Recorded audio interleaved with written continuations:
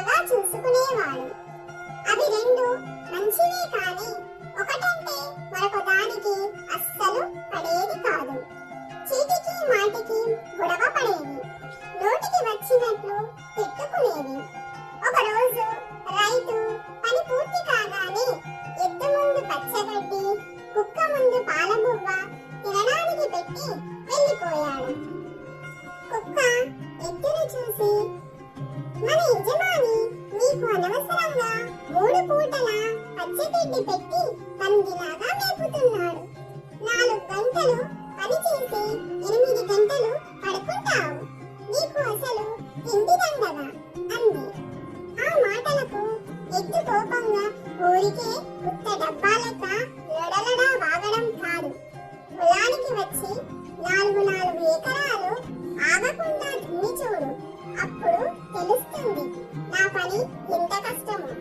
అయినా ప్రొద్దునంతా తిని తిరిగి రాత్రిపూట కాసేపు భౌభౌమని అరిచి నీవు నేను పడే కష్టం గురించి ఏం తెలుస్తుందిలే అంది.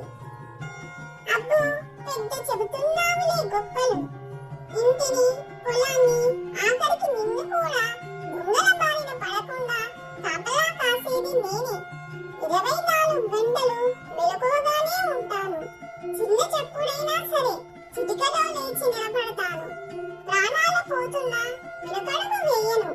నీవు కూడా ఒకరోజు నాలా కన్ను మూయకుండా రాత్రింబవళ్ళు కాపలా కాయి చూద్దాం అంది. అలా అవి గొడవ పడుతూ ఉంటే అంతలో ఒక గాడిద ఎద్దు వెనుక వైపు వచ్చింది.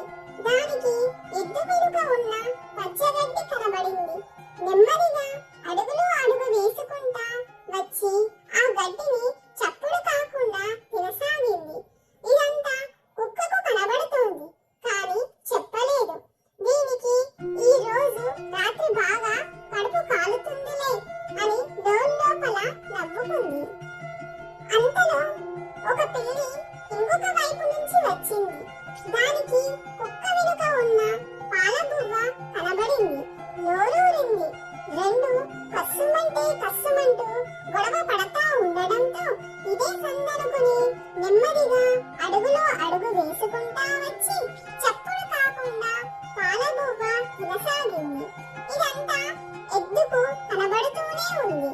కానీ ఈ రోజు రాత్రి తినడానికి తిండి లేక దీని కడుపు బాగా కాలుతుందిలే అని లోపల నవ్వుకుంది.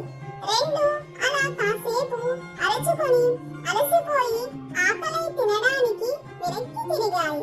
ఇంకేముంది, అక్కడ ఎద్దుకు పచ్చగడ్డి లేదు, కుక్కకు పాలబువ్వ లేదు.